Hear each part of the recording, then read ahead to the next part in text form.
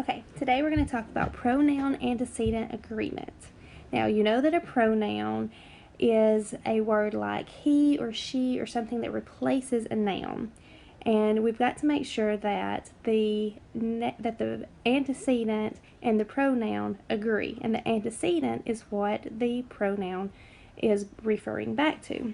So, in this first sentence here, we have the supervisor said that he would help. Okay, he is our pronoun because we don't want to say the supervisor said that the supervisor would help. You say the supervisor said that he would help. So he refers back to he refers back to supervisor. So we have to make sure that this agrees. Now, what we have to make sure that we're looking at is the number. All right, in this case, you have the supervisor is 1. And so we use a singular pronoun, he. Now, in this case, we're going to use a plural one because you have my colleagues. There's your S for plural. And you're going to use they to refer back to colleagues because you're not going to say my colleague said that my colleagues would help. Okay? All right, now, these are very basic and simple. So let's move on. All right, now you have to make sure that they also agree in gender. He, of course, refers to male. She refers to female. And then you have instances that are very neutral, like committee, that could be made up of boys and girls. And your pronoun is it. And so it refers back to, if we can make this work. Okay, never mind. But you know that it refers back to committee. All right, now moving along, we're going to get down here. Possessive determiners. A possessive determiner, traditionally labeled a possessive pronoun, agrees with its antecedent, not with the noun it precedes. But I like possessive pronoun because that's what it is. It means that this pronoun owns it. It's his, it's hers, it's its, theirs, mine, our, or your. All right. Now, moving along to our more complicated stuff. All right. Here you have indefinite pronouns that can serve as antecedents. Now, here's a good list of indefinite pronouns. These are your tricky words because they're not common until you start to get into this stuff. But although most antecedents for pronouns are nouns, they can be indefinite pronouns. Most indefinite pronouns are considered singular, and I blocked that out. Let me see if I can undo. There we go. That way you can see that word singular. Well, I keep on messing it up. There we go. All right, so singular. So anytime that you see these words, we're going to assume most of the time, unless it's some special case, that those are going to be singular. Notice your example here. Everyone has, not have, the right to an opinion. Everyone has the right to an opinion. And so anytime that you see these words, anybody, anyone, anything, each, either, everybody, everyone, everything, neither, no one, nobody, nothing, somebody, someone, something. Normally these are going to be singular, okay? Now, difficulties arise, of course, because things are never perfect with English. However, because everyone seems to refer to more than one person. Thus, the definition of grammatical number and the everyday notion of number conflict. In conversation and informal writing, which I should have talked about Monday, but I didn't. But this is the conversation. This is even if you're writing a blog, you're writing a Facebook post, sometimes your grammar doesn't have to be perfect because that's not how we really talk in real life. And that's okay. But when you turn in your English homework, you turn in a paper, then your stuff needs to be right. Okay?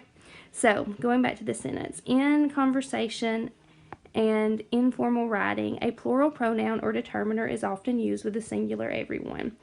Nonetheless, when you write for an audience that expects you to follow traditional grammar rules, your teacher, make sure to use a third-person singular pronoun or determiner.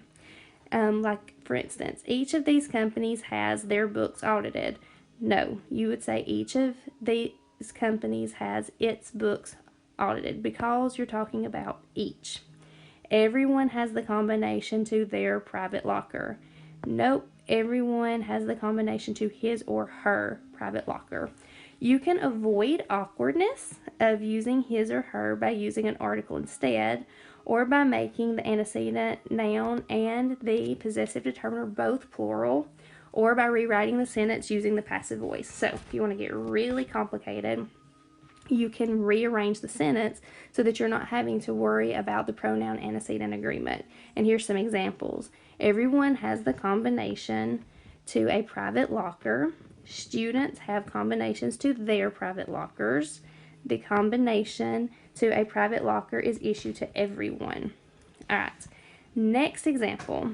An antecedent sometimes refers to both genders. And this is very common and a very common thing that people get wrong. When an antecedent is a noun that can refer to people of either gender, rewrite the sentence to make the noun plural, or if not too cumbersome, not too much trouble, use he or she or his or her.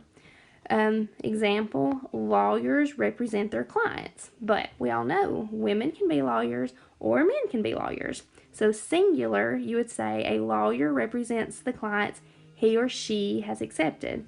A lawyer represents his or her clients. All right.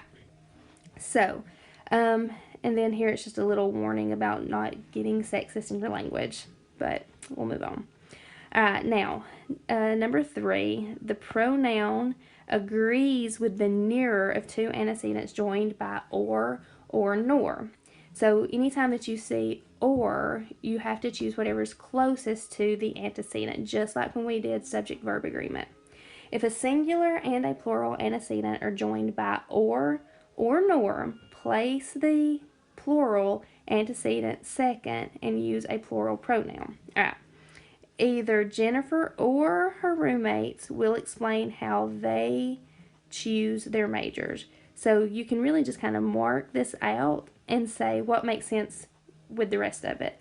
Her roommates will explain how they chose their majors. All right. Another example, neither the president nor the senators stated that they would support the proposal. All right, just mark this out. And you have the senator stated that they would support the proposal. All right, number 4. When a collective noun is the antecedent, the number of the pronoun depends on the meaning of the noun.